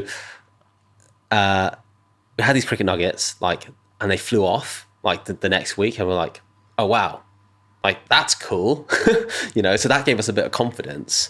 We had a couple of jars, like the innocent smoothie story where they had bins like quit your job, keep your job. We're like, great idea. We're gonna put a couple of jars on the table saying like, bugs aren't for me, or I'd eat this again. And like thousands of people would come, like over 1,000 every day. And this like jar of I'd eat this again was rammed, and like hardly any under 20 in the bugs aren't for me. So that was a real turning point from a like average consumer perspective for us to be like, oh, we actually need to make it look like food. That was the moment. And from then we were like, what are we going to do next week? What did that moment feel like? Here, describe that moment, because I think there's when you get that. Yeah, it was still trepidation, right? Because we had a long way to go from going from a market stall in Brick Lane with a cricket nugget that some people liked, to being able to raise another round of funding. But very quickly, in the space of like 6 weeks, going to the market each stall, doing this like debrief, what we're coming back with next, we started to develop essentially version 1 of a bunch of the ingredients that you try in this restaurant now. And that gave us a story. It gave us, things to give investors, like try this burger, or here, try this taco, or here, try this cricket nugget. As well as other things, like we got on a show called Aldi's Next Big Thing. Little did they know that, we were running dry. Little did they know, yeah. And all of this played into, and like Prue Leith was cooking our stuff, Yeah. And there was some press coming out, so all of this started to give us enough gusto to go back out to investors to say like, look, we've now developed a version of this. We want more money to keep developing it. We want more money to try to get these into restaurants. And that was essentially the pitch. So we did a second pre-seed, is what we called it. How much did you raise on that? If you can say, I don't know if you can. But. Yeah, well, the first one was like 400K. Second one was 300K. And then we've just done one recently with James Watt, who led the round in a crowd cube. Cool. So you've teamed on to him perfectly. So you have this product or products or this kind of idea. It tastes delicious. You've realized that stealing this sort of the semiotics and the kind of the story of meat, chicken nuggets, works. You were saying to me before we recorded, mate, that you did not want to open a restaurant. You saw yourself as a brand. That's right, yeah. Going into retail. We're now sat in a restaurant. We've just had a whole smorgasbord of delicious plates. you've got people coming through the door. Tell me how James pitched to you to start a restaurant that made you kind of change your mind, and where was your mind originally, I suppose, before you've got to here? Yeah, so the go-to-market strategy, which it still is very much, is to get our stuff into other major restaurants. That's the first level of scale. So the story that we were telling to James and all of our investors, and we're still working on, is we're getting into major restaurant chains, national restaurant chains, and we're chatting to loads of them. Little did we know that it can take time. Sometimes as much as a retailer. The menu changes. Yeah. Yeah, I mean, like Wagga know what's on the menu for like next Christmas. Yes. Yeah. So it takes time. So the question for us was like, what do we do in the meantime? And James had a lot of questions around the brand equity of being, in someone else's restaurant. Do you really own that experience? Are they really aware of YUMBUG? Or do they think they're just eating a cricket taco? And these are all very valid questions. What other really thought-provoking brand questions did he ask you? You can remember. Well, I wouldn't say brand question, but the big one was like, how the fuck are you going to make revenue until you can get until you get these listings? Like that's exactly the question we need to be like thinking about, right? It's all like we need to be making revenue. And there's more people up there. Well, yeah, I wonder if the microphone's picked that up. No, maybe not. Yeah, it has. I am absolutely over the bloody moon that Big Fish, yes, Big Fish, the big dons of Challenger Food and Drink brand design. I mean, Perry is an absolute legend. He's designed every Challenger brand in your cupboard. Charlie Bigham's, Goo, Tyrrell's, Rana, Clipper Tea. The list is endless. And Big Fish are looking to speak to the next wave of Challenger Food and Drink brands who are a force for good. They're looking to invest in brands, and we've got this sick thing coming next year that you do not want to miss out on. If you want to speak to Big Fish, if you want to go to the Fish Bowl, drop me a DM and I can make it happen. North Star, get listed, say listed, and grow. Do you actually know your shopper? If you don't know your shopper, you're literally pissing and spunking money up the wall. Knowing your shopper is the secret weapon to unlock more grocery listings and more stores. But not knowing your shopper is literally like driving in the dark, hungover, without a sat-nav, in a thunderstorm, in February with 5 miles of petrol in the tank. But knowing your shopper is like having a sat-nav. A full tank of petrol. It's a glorious sunny day. You're listening to the Sugar Babes and you've got a fresh, hot pumpkin spice latte by your side. North Star Illuminator is the shopper map to the promised land of growth and success. It does 3 wonderful things for your brand. 1, make your marketing budget sweat. When you've got lucid, crystal clarity on exactly where each precious penny is going, you know how to drive loyalty with existing customers or even bring new shoppers into your brand. Numero 2, what's actually driving performance? Do you actually know why your sales are going up and down? You need to know, like, are you bringing new shoppers into the category? Is that driving growth? Are loyal customers buying more of your brand? Are shoppers switching in and out of your brand versus other brands? I mean, Perfect Head's a glorious example. They are bringing new shoppers into sports and energy. They are so incremental versus, say, chocolate bars, where people just switch in and out of brands all the time. The more you know this, the more oomph you've got with your buyer when you go to do a marketing plan, a joint business plan with retailers. The buyers want to know how incremental you are to the category. That is your passport to success. North Star is your passport. And what you can do is you can literally see it by channel, by retailer, get so specific. If you're looking to go to the next level, honestly, get in touch with North Star and go to the promised land. MKJ Ignite are a team of experienced recruiters who specialize in the challenger brand space. They recruit for over 50 brands ranging from pre-revenue startups right through to some award-winning brands such as Real Superfoods and Poddy and Fig. They recruit across all levels and all functions, so whether you're looking for a new salesperson, a new marketing whiz, or an ops guru, MKJ Ignite have got you covered. They're bloody good at what they do, trust me. So if you're looking to hire or you're looking for a new role, get in touch with MKJ Ignite. They won't let you down.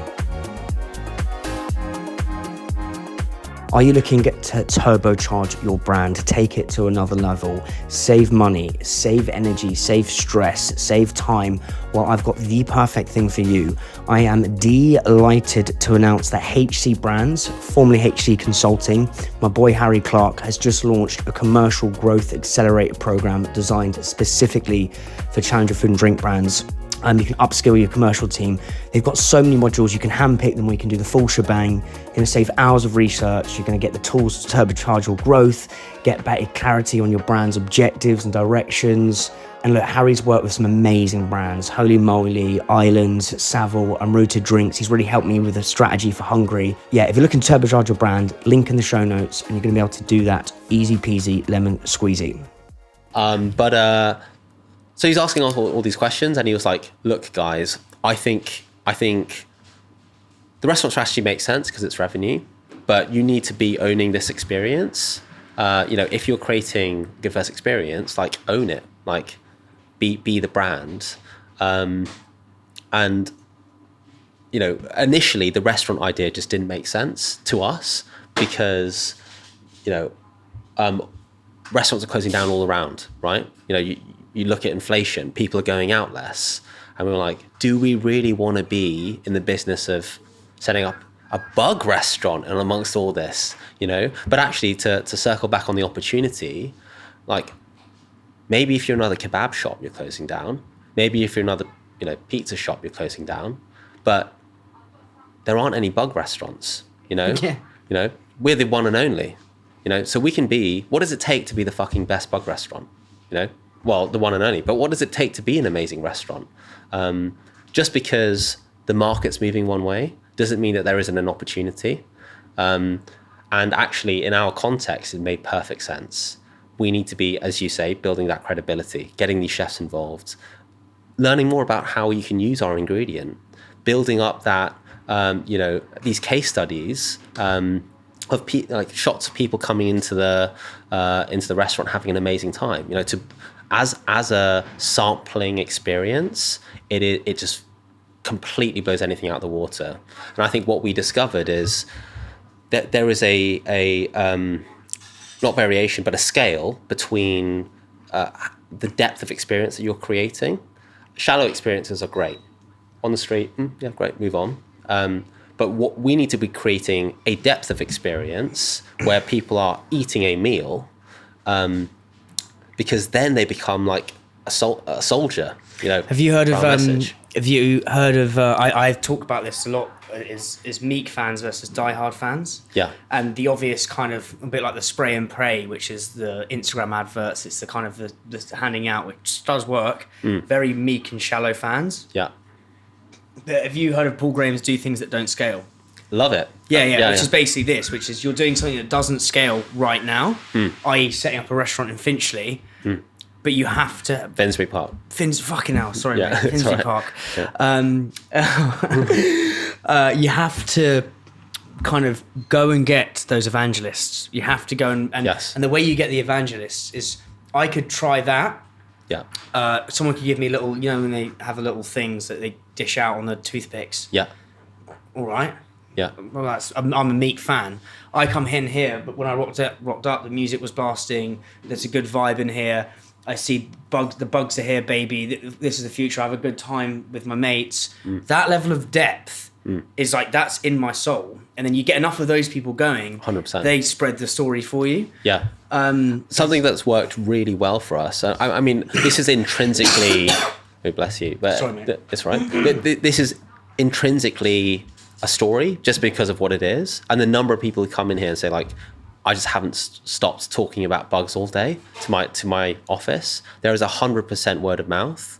But what's helped, get people through the door is we use our menu as flyers. We think this is the best thing, as a call to action. Someone gives this to someone else and say, look, there you go. Here's a bug restaurant with info on why bugs are amazing on the back. I see that, yeah. And if you bring that in, you get 10% off. And as a way to, get people talking, as an excuse to say, like, you never guess what I had for dinner last night, check that menu. just creating these social interactions and using our customers as evangelists to say like, no, mate, that was actually delicious. You know, you need to go try it. But I mean, look, I read sweets, right? And it's I think that's okay. Yeah, that's fine, mate. Yeah. Blonde chocolate soft serve buckwheat and caramelized cornflake crunch. Yeah. I'm going to Rochelle Canteen on Friday. You know that restaurant in Shoreditch? Yeah, I haven't been. Yeah. So I'm going there. Like that's something you'd expect to see there, but it's like those, I don't know what the right word is, but those little moments that people recognise. I'm like, I'm down. As soon as I saw the menu, I was like, game, set, match. Like, give me some fucking bugs. Yeah. No, I love it, mate. And I think Ollie's actually upped the soft serve game. That's what I was going to ask you about. Is sorry, go on. Well, I was just going to say on the soft serve, I walked in into the restaurant the other day. So he bought a whole bunch of hay. We're like, right, Ollie, what are you going to be smoking? And he was like stirring the hay into the soft serve. Ollie was? Yeah, our head chef. So I thought it was Ollie Lloyd. Sorry. No. Sorry, I head chef Ollie. Right. And we've got sort of hay soft serve, which initially I was like, well, that's interesting, but it freaking tastes amazing. And I know we're going off a tangent here, but tangents where the interesting things happen. Yeah. What? So that's the other thing I was going to say is like this all makes sense, but you need a great head chef. Obviously, Ollie seems what he just cooked is bang on, right? Yeah. You've got no restaurant experience. So I mean this in an interest. Don't be rude. Yeah. We did a pop up. Who's this bloke? Yeah, no, but like as in, how did you find Ollie? Like, and how did you get him on board with the mission? Yeah. First part, and then I suppose second part is like developing the menu. Like, yeah. Sorry. So, hiring the head chef. I mean, super important. Like, so important. I think, like, the most important probably person in this whole venue is Ollie. So we needed to get it right, and like, he's been amazing. Like, I don't think he's had a day off since we hired him. You know, we're saying take a break, but like he's so into it. It's freaking amazing. How did we hire him? It was a classic, like you post jobs on the website, you know, LinkedIn. There's a Instagram page called Good Chef Jobs, which I think is what, you know, we were posted on, and Ollie found it, reached out to us, and he's opened, you know, loads of restaurants around the world. Oh, sweet. So what sort of restaurants has he opened? Or the most recent one in France, it was on, you know, ended up on the Michelin Guide, won a Bib Gourmand award. You know, opened up restaurants in like Moscow, you know, like in Thailand, and come from sort of a higher end sort of chefing background, but also, you know, wanting to get into, you know, more fun, small plates, so less, you know, uptight cooking. And that was exactly, you know, bang on for us. And like culturally, you know, such a great fit. Like, you know, Erin and I, you know, love like chatting to Ollie, and you know, he's just such a vibe. So all of that just made sense, you know, when we had him in the studio. Obviously his food tasted great because, you know, you know, had him cook some stuff what up. did you say? What was the brief to the chef? It's like, come in, we've got some bugs. Like, yeah, so the task was because there's so many different things you could do with this. Do you see what I'm saying? Like, how did you ascertain like that's banging? Do you know what I mean? So their task was obviously to come up with a dish or two of insects that they want to be cooking, or just like cook for us on the day. And because it's meat and it's stuff that people recognize, we could say like, just do a mince dish, do a brisket dish or whatever. Is that all good? Yeah. Yeah. I just have to check it with the noise. Yeah. Yeah, no worries. I mean, it was all pretty straightforward, and I mean, we're just being very intuitive. It's like, does that taste good? Does that look good? Because we don't have any chefing background, we asked all our chef friends at the pop-up, so that the guys that, you know, who cook for Mob, who like do their recipe books and stuff, we had a pop-up before Christmas, which was the test for this. And actually we weren't expecting to do a permanent site. We thought like, let's just do a one-time pop-up, get loads of PR, and then let's go back to focusing on getting our stuff into restaurants. But, you know, the pop-up blew up. It was like completely packed out. Where was it again? Old Street, Yep. the Bower. So right next to Bone Daddy's, opposite Honest Burgers, which we are again. So if we're tied at the I hip was to Honest editing my Burgers. podcast with them this morning. Oh, were you? With Yeah. Phil and Tom. Yeah, nice. Tom Barton. Yeah. They're nice guys. Really nice guys. Really nice. Really nice. Yeah. But I can't remember what the train of thought was. But we were saying that you didn't want. I was basically trying to work out how you found Ollie and how you ended up in the restaurant business. yes. Because it was kind of, you were saying you had a pop up and then. Yeah, so James in like September was like, you guys need to open a restaurant. We were like, no. But then like a week later, we were like, yep, this is what we're going to do. We're going to open up a pop-up. And actually, it was super helpful, obviously, having James's connection, because we ended up being in a old BrewDog. And we were able to get that unit all set up really quick. Expensive, like it was big. We only used like half of it. But that was great for like a month.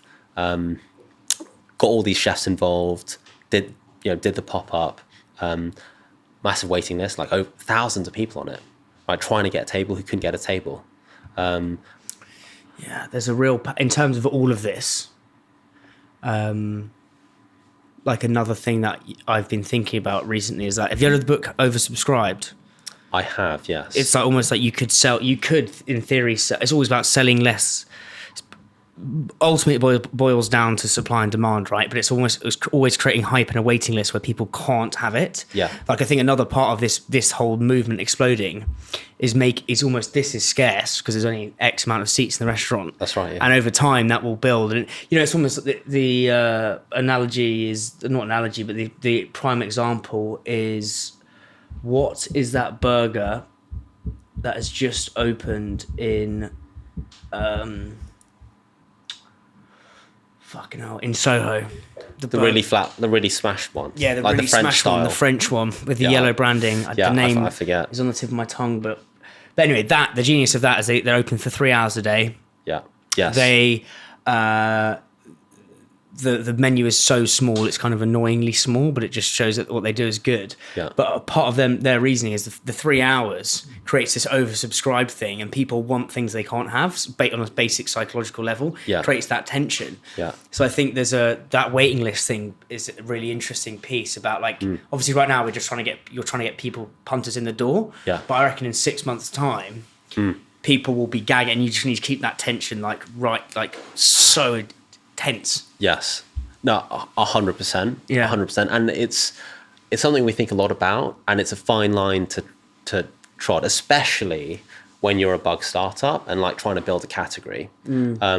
Because, and this is constantly the question is, if someone wants to have an edible insect experience and like become part of the bug army,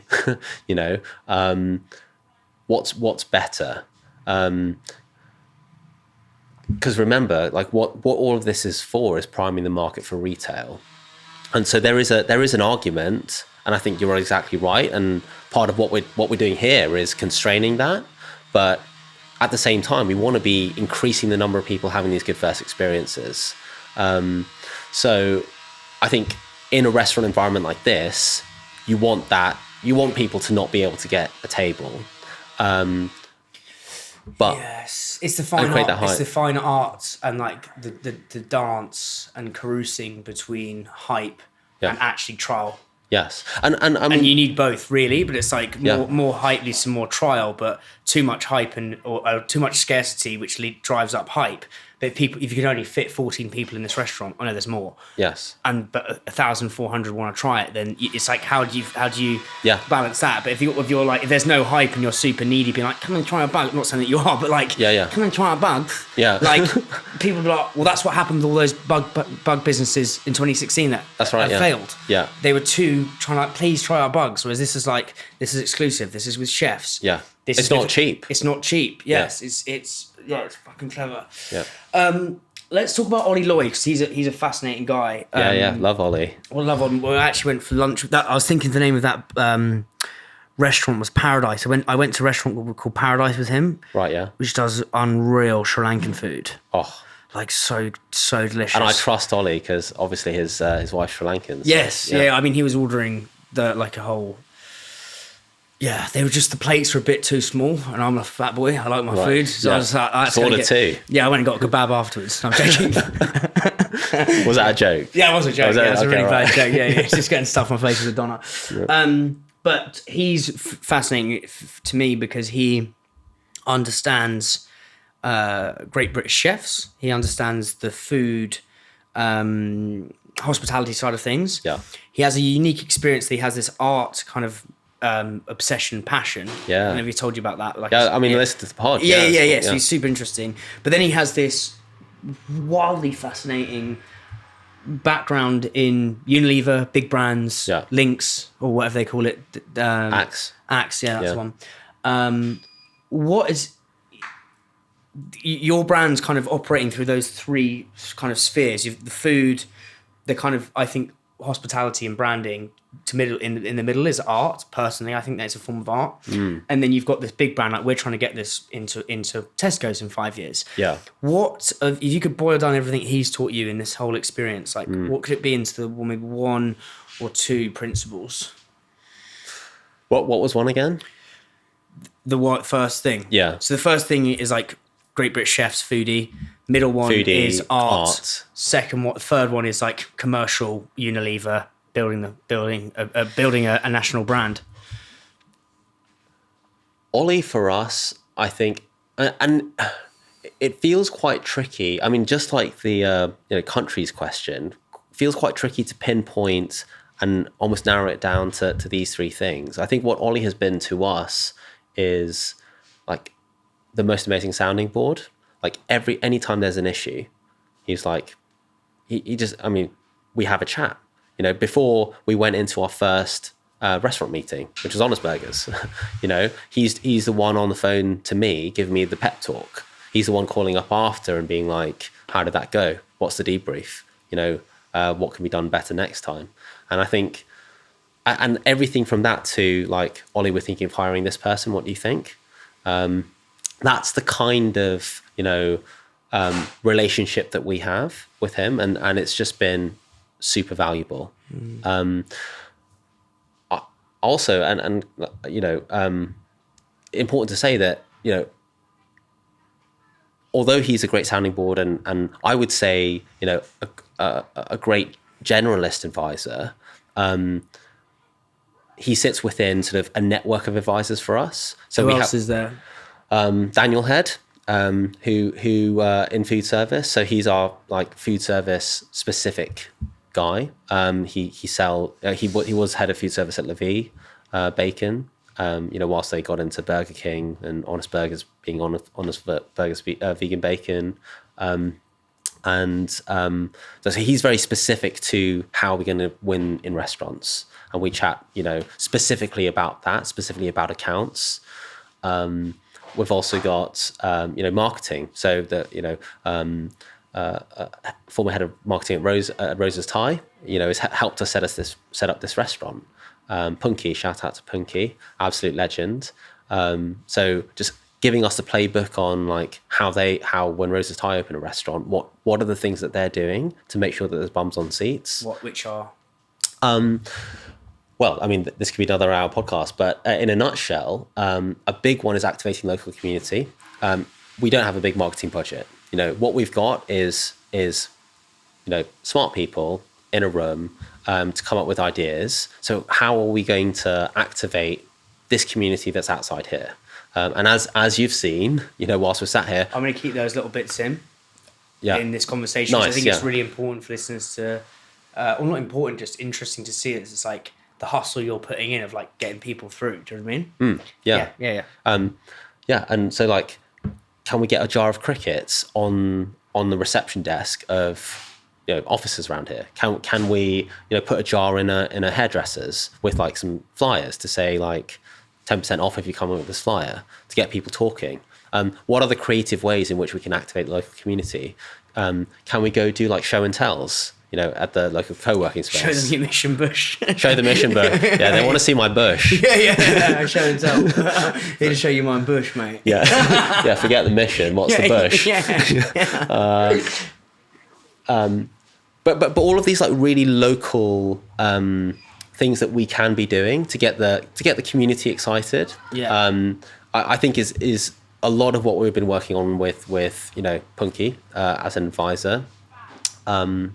But one hack that we've started to use a lot recently, and this worked the best for us in PR. We don't have a PR agency; we do it all in house. And before the pop up, we're like, right, this is a massive PR opportunity. Like, we need to get some like agencies involved. 12K quote for a project, 15K quote. Like, we don't have that kind of money. So we were like, how much do you cost per hour? And they're like, 50 quid, right? £50 an hour. Like, great, we'll have 10 hours. 500 quid.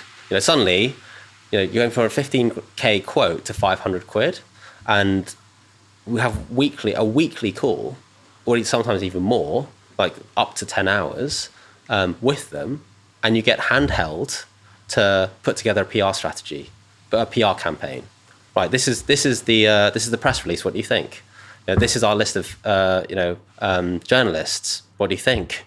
This is the email that we're going to send. What do you think? And that is how we've been able to like punch above our weight. Essentially, get some grad students to run full-on marketing campaigns like cheaply. Yeah, it's PR is such an interesting way of doing things. I think Amelia's from Bolbean's great at it. She's so good at driving her own PR. One thing I want to talk about, and I think you guys have, considering, I know it's not, some brands, and some I've interviewed who are like huge, they talk about, I won't say who the founders are, but they'll almost say tone of voice is something we need as a brand, because we're X big, but like how do you? What I always say is, people say brand is a moat. I believe tone of voice is a 10-foot brick wall with barbed wire and sniper rifles, right? So it's like people could get the same yellow, but they can't. The obvious example of this, and I talk about this a lot, but is Brewed Health and Minor Figures. I've actually done like a presentation on this, but where I actually go through their Instagram. Their tone of voice is very different. Same product, really. It's oat milk. Yeah. One is very much try the yummy tummy, autumnally, funbally, fucking oat milk, right? Yeah. Guess which one that is? Brewed Health, right? Yes. The other one is like the Minor Figures one is so hip, so it's like quack. And it's like literally the whole thing is quack, and then like the next one is like, my mum could run this marathon if she saw God. Like fucking random. Yeah. The tone of voice is the defense mechanism. Yes. What you've created a really unique tone of voice really early doors, and it's humorous, which I think when you're tackling one of the easiest way to kill people's it's bugs is make them laugh. Like, as in like totally. You're the weirdo. Like there, I think I've seen Don't Be a Mug, Eat a Bug. I think that was old school. Right, yes, it was. Yeah. That's so good. You should definitely bring that back out. Don't be a mug, eat a bug. We pissed a few people off, but you got to do that. Break 100%. What Honest Burger, the guys were saying, I was literally editing the podcast on the way up, was do not be a 3 out of 5 TripAdvisor review. Because so many restaurants aim for 3 out of 5. It's like, what? Don't aim, become 3 out of 5. Come 3, yeah. Because they're too scared of pissing people off. He goes, I either want a 1 or a 5. I don't want a 3. Don't be a simmering 6 or a fucking banal 3. How did you cultivate this cheeky tone of voice into the brand? Because we're trying to, I think it's another, we've talked about like kind of different, we've kind of opened up the YUMBUG arsenal of weapons. The one we haven't talked about is kind of the fun tone of voice. Yeah, it's and the really boring answer is that it was just instinctual. Aaron and I like to have a laugh, right? We're mates, and it just came out. You know, it wasn't something, we didn't sit here and be like, tone of voice, what are we going to do? You know, it was just like, That's the hardest bit, though. yeah. What? For it to be instinctual? As in for it to become like so many brands can't do it. Oh, I see. Like as in, yeah, it's the hardest thing to get down. Yeah. Like Well, and I think we're in a phase right now that I'm overseeing all the marketing, like, because I started in design, like all of the design is me. So that keeps it simple. You know, I'm the one always coming up with the phrases. And that means that there's inherently consistency. When you start having a design team, a marketing team, you know, I think there will be, you know, foreshadowing. I'm going to foreshadow that there will be some questions over, you know, what the copy should be. And that's something I need to get my head around and how to sort of manage that. But because it's just me on a laptop right now, you know, that's easily managed and it's all very instinctual. So it's much less, and I would apply this to everything that we're doing, is especially branding, right? It just, designers would hate that I say this, but design matters to some degree. You know, I think coming from a design background, you know, I would be spending several days working on like kerning. Or kerning, like the spacing of letters. You know, so you in architecture then design? Then moved into food branding design. So, you know, if you know like the Freshnette bottle and like it sparkles, so I was working on that. The still wines collection, I sort of designed that. There's Scratch, like meals from scratch. So they do like meal kits, but you know, selling out Sainsbury's and so several food brands is what I went into. But we would spend so much time on details. And I think the details matter, but what is the cost of focusing on that detail? And I think when you are in a startup environment, the better headspace, and the one that we use all the time, I don't know if you heard of it, the Pareto principle, 80-20. Yeah. You know, what's the 20% of the input that's going to produce 80% of the outcome? Because we don't have the resource of a 100-person, 500-person team. You know, we constantly have to be finding, you know, the 20% that produces the 80. So coming back to branding, our color palette is Instagram's, essentially in Illustrator's stock colors. Because that was, like, I didn't have time. Like, I could have spent time, like, figuring out exactly. But, you know, 80-20, you know, like, just... There's also a thing between perceived value and value. Yes. So this is something a guy was telling me about yesterday, last week actually, he's trying to take on Aperol Spritz with a brand called Allura. And he's basically like, there's perceived value and then there's things that you can subtract behind the scenes. So basically what Allura is it's a yellow, it's almost like a play on limoncello. Aperol's orange. Yeah. He's basically saying that to pour an Allura is 50% gin, so 50% tonic, 50% Allura. Pour an Aperol Spritz, it's 50% gin, 25% Aperol, 25% Prosecco, right? Wow, yeah. So you've actually got to, every time someone pours, one, it's a nightmare for the bar staff because they've got to put it's three things. Yes. But the actual perceived value to the consumer, like it's just... Both drinks are refreshing and zesty, and you want them in a beer garden in the summer. That's all it is. And I think people can get so bogged down in the perceived value. Like, I've looked at that.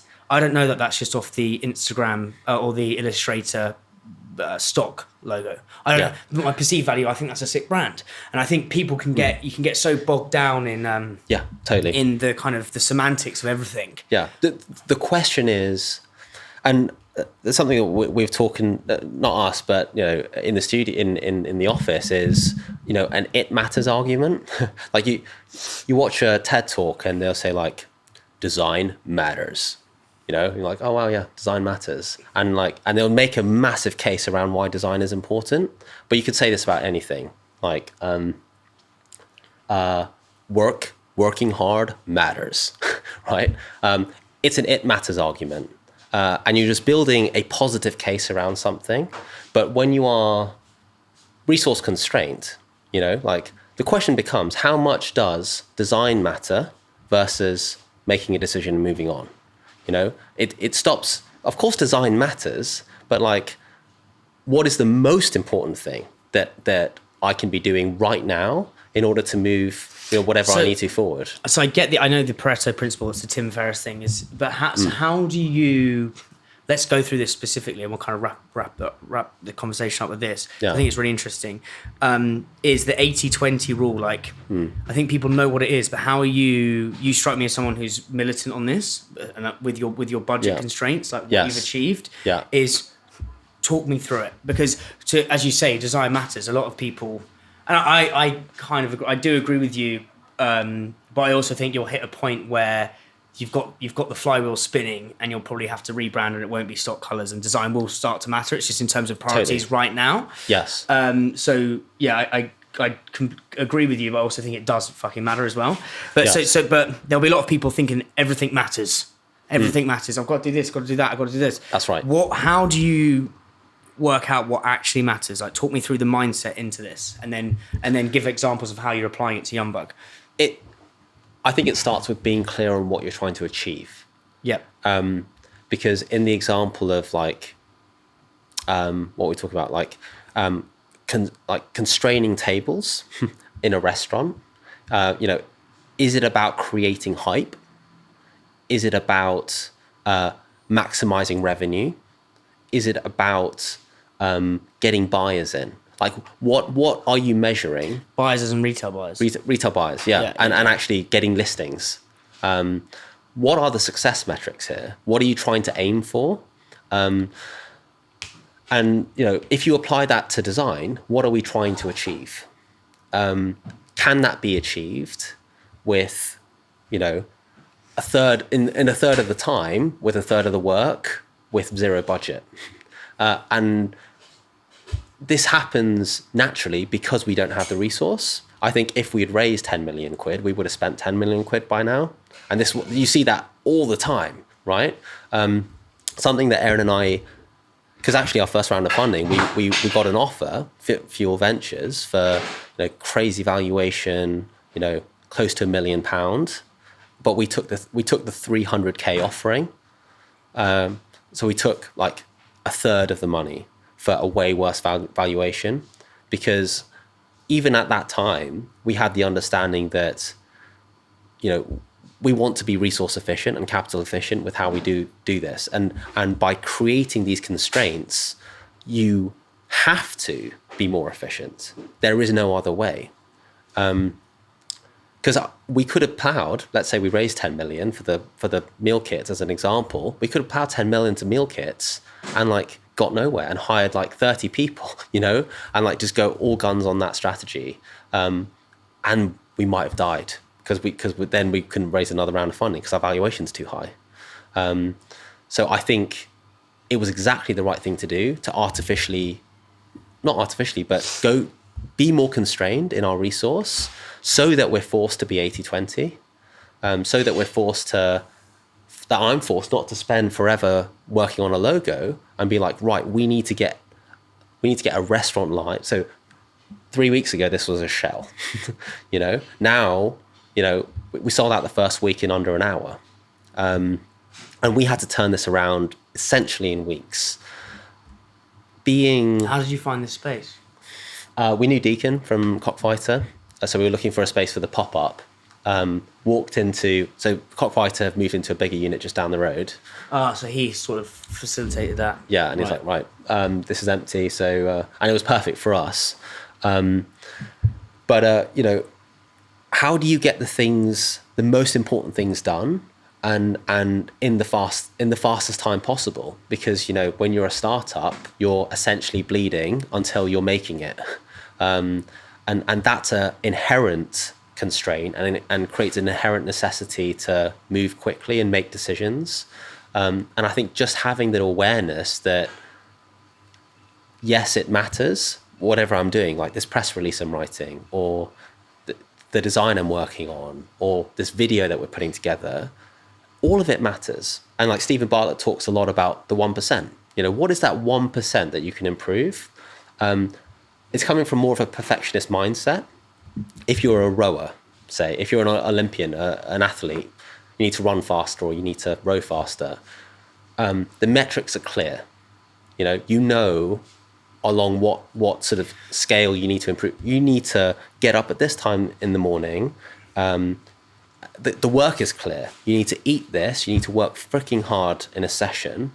But when you're in a startup, I think the 1% is not the right mindset. I agree with this. So I think the 1% thing is when he talks about that, I think it's fine when you've got a team of like 30 people running I'll talk about podcasting, for example, right? So it's like the 1%, I'm on 2 iPhones right now. Yeah. And like everything fits in that suitcase. Yeah. This is 80-20. This is 80-20, yeah. So it's like I don't have the time to funny around with the color grading of thing. I just need to, my impact zone is great 100%. guests, outreach, Yes. recording podcasts. Yeah. 1, 2, 3. That's my 80-20. And I think it's a fine line between this. I think the 1% better every day can mislead founders in that they think everything has to be 1% better. Yeah. And that over time is true. Yeah. But I actually think one of my kind of values is be prolific, not perfect. So I'm very happy with things being like spelling being wrong. Yeah. Very happy with things being wrong. Amelia from Bold Bean Co, another great example. She's like, one of the reasons we've got here is because we're not perfectionists. And I think that 1% rule works when you're maybe a £5 million business. Getting the fucker off the ground, you need to not be thinking about the 1%. You need to be thinking about what is going to, like, we've got 10x less budget. So but we have to 10x our creativity. That's right. And I think it's that mindset is fascinating. And just if I was just to double click on that, what does it mean to be? Listen to him first. To, He always says that, doesn't he? Oh, does he? Yeah, All right. I used it once. So I said, man, let me just double click on that. And I've got a mate text me saying, do you think you are? But yeah, double click, mate. All right, yeah. Well, open me up, boy. I actually got it from a mate of mine. But, fair. But I mean, yeah. Anyway, on the 10x in creativity, I think what for me that means is being extra focused on the work that matters. Being extra focused on what we call the core work. So a question that we have, at least once a week is like, are we doing the core work? What does the core work mean? Are we doing the stuff that matters against the goals that we've set ourselves? So to give an example, okay, so let's do this week. So what stuff have you had to drop this week? Because it may be a nice shiny toy. And what is the core stuff you've had to focus on? Well, having to drop a lot of stuff. I'm actually late on a few deadlines. But the core work right now is getting to break even on this site. So anything that's going to move the needle, and we've got like a mission bush, for want of a better term, for how we do that. So like row 1 or like pillar 1, if you like, is we need to get bums on seats. And the way we do that is, if I double click on that, you've got create positive impressions for as many people as possible. And within that, you've got, brand partnerships. So we're doing product partnerships with BrewDog, like BrewDog and YUMBUG have got a beer. You've got Stocks doing a chili con cricket. If you want to pick some up, by the time this podcast is out, I'm sure you can grab it. Then you've got like chef partnerships, like monthly chef specials. But there's all these sort of activities that all sort of come together to feed into that goal. And that kind of clarity is super helpful because you can say, okay, today, this is what I'm working on. I'm working on getting, this product collab off the ground. Without that, but it all starts with knowing your goal. I mean, like circling back, both from every scale of like, how do I want to show up as a person, all the way to like, where are we going as a team? And in between that, like all of these are goals, right? A question that I asked for, there's I guess a coach, for want of a better term, that I've been working with. And a question I asked him initially is like, should I be working late, like 14-hour day, or should I be going in the gym? And his question was, his question back to me was like, well, what are your goals? You know, like what matters more to you? Because there's a cost to not going to the gym. There's a cost to not being at work. And the answer to your question comes down to what your goals are. And that for me was a massive clarifying moment, is actually, I just need to get better at understanding where it is I'm trying to get to. But I swear they're not binary. So as in, like, I swear the gym stops the burnout, reduces the stress. Do you see that? Well, if the goal is sustainability of lifestyle, then yes. yeah. Yes. But if the goal is, I have a deadline and I have to get it out tonight, and there's no other way that it's going to happen other than me staying here until 2 a.m., you know, or whatever, a presentation or whatever, you can go to the gym, but you're going to be, there's a cost to that. And if the goal is, I have to get this presentation done, like zero flexibility on that, it needs to happen, then the gym needs to take the hit. And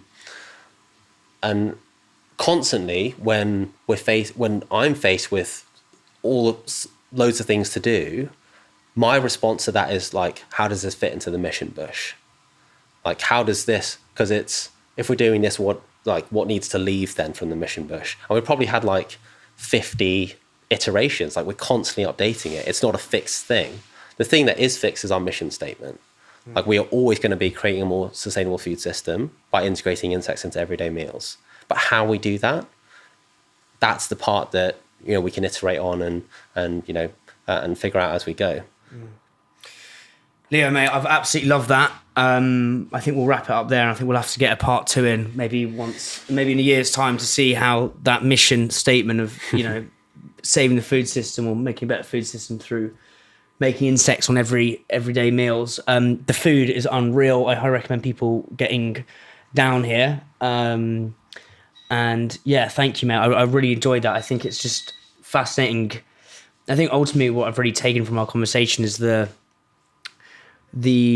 malleability and kind of, as you say, emotional agility to change your internal mindset here, i.e. in your head, but then also like how that spans out into the YUMBUG. So whether that's having to, once the meal kits have burnt to the ground, how you bring that back up, how you move into the restaurant, how you move from pop-up, like there's this agility is what I've taken from you. So appreciate it, brother. Thanks for having me. That was loads of fun. Cheers, Dan. Right.